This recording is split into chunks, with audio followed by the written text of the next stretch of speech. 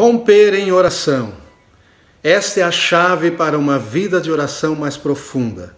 Muitos cristãos não têm conseguido romper em oração.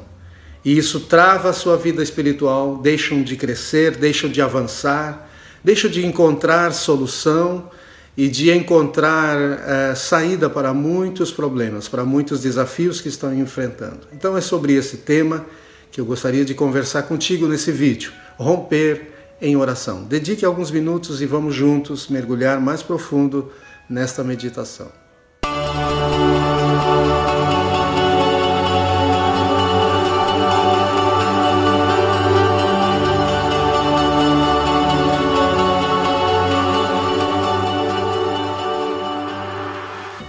Romper em oração. A chave para uma vida de oração mais profunda. Se nós não usamos esta chave, rompermos na nossa vida de oração, não ter uma vida de oração estagnada, travada, bloqueada, muitas vezes acontecem problemas, situações, desafios repentinos que acabam bloqueando a nossa vida de oração. E aí vamos orar e não conseguimos romper. Às vezes estamos chateados, magoados com alguém, com um cônjuge, com filhos, com pais, com pessoas que de alguma maneira nós enfrentamos algum embate, alguma dificuldade, e quando vamos orar não conseguimos romper. Ou às vezes simplesmente nós nos descuidamos e deixamos de orar alguns dias, e quando vamos orar nós não conseguimos romper.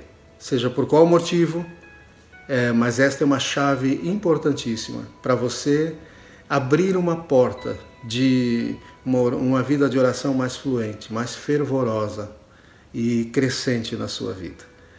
No livro de Lucas, no capítulo 9, versículos 28 e 29, diz o versículo 28, cerca de 8 dias depois de proferidas essas palavras, Jesus levou consigo Pedro, João e Tiago e subiu ao monte com o propósito de orar.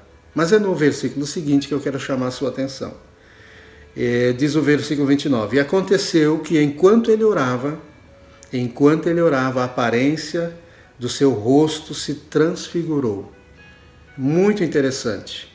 Existem outras versões que dizem, estando ele orando, transfigurou a aparência do seu rosto. Uma outra versão diz, enquanto ele orava, mudou-se a aparência do seu rosto. Ainda outra diz, enquanto ele orava, o seu rosto mudou de aparência. Enquanto ele orava, a aparência do seu rosto foi transformada. Seja qual for a versão, mas toda a versão aponta para algo que aconteceu enquanto Jesus orava. Certa vez os discípulos perguntaram, Senhor, ensina-nos a orar, porque eles sabiam que quando Jesus orava, algo acontecia, algo rompia na vida de Jesus, algo rompia sobre aquilo que Jesus estava orando na vida dos discípulos. Então os discípulos queriam também ter essa vida espiritual crescente. Eles sabiam que a chave estava na oração de Jesus, na vida de oração de Jesus. Muitas vezes Jesus, depois de um dia cheio de atividades, de ministrando o povo cansado, ele despedia os discípulos e ele ia para o monte orar. Então os discípulos sabiam que a vida de oração de Jesus, ela rompia, ela tinha rompimentos que faziam milagres, traziam mudanças, transformações, grandes coisas aconteciam. E agora o próprio Jesus está aqui em cima do Monte Tabor com os discípulos. Foi com a finalidade de orar. E quando ele está orando, algo se rompe tão gloriosamente na vida de Jesus, seu rosto é transfigurado, ou seja, há uma mudança, há uma glória que se manifesta e muda a sua aparência, muda a sua imagem, todo o seu corpo, todo o monte, de repente, foi tomado por uma nuvem da presença de Deus.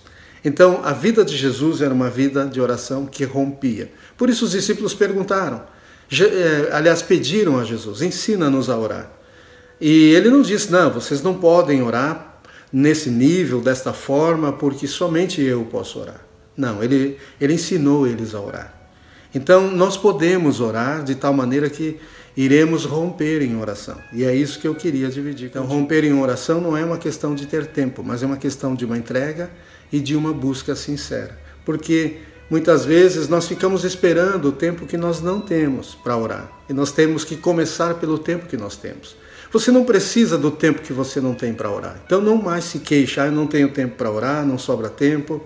Né? Você não precisa do tempo que você não tem para orar. Se você precisasse, Deus te daria mais tempo. Você precisa do tempo que você já tem. Comece orando pelo tempo que você já tem. Porque não é uma questão de ter muito tempo, mas é uma questão de uma entrega e de uma busca sincera diante de Deus. É isso que Deus espera de mim e de você. Então, buscar a Deus com sinceridade e ter uma entrega genuína e completa do seu coração faz com que o Espírito Santo se mova, como se moveu sobre Jesus, se mova sobre a tua vida. E ele, quando se move, ele se move em teu favor e ele se move em favor de muitas coisas que você está orando. Né? E ele vai começar a mudar, como o rosto de Jesus foi transfigurado, como mudou a face de Jesus, mudou o ambiente onde Jesus estava, o ambiente daquele monte, dos discípulos, onde Jesus dividia com os discípulos. A oração de Jesus mudou. Assim o Espírito Santo vai se mover sobre a tua vida e vai trazer mudanças sobre você, sobre você e em teu favor na vida de pessoas da sua família, da sua casa, na vida de pessoas que você está orando, mesmo não sendo da sua família. Né? Então o que nós precisamos é aprender a romper em oração. Né? Não é o tempo que você não tem, que você precisa, é o tempo que você tem. Comece sendo fiel no pouco. Jesus disse, ser fiel no pouco e no muito eu te colocarei. Comece a romper em oração. Esse é o momento que Deus reservou para você. Tire um tempo, se coloque diante dele, lá está o Espírito Santo e ele vai vir sobre a tua vida. Jesus disse, aliás, o apóstolo Paulo disse em Romanos, capítulo 8, versículo 26, que nós não sabemos orar como convém, mas o Espírito intercede por nós com gemidos inexprimíveis. O Espírito Santo já está aí com você, já está na tua vida. E ele vai te ensinar a buscar a face do Pai e a romper em oração. Que Deus abençoe você, em nome de Jesus.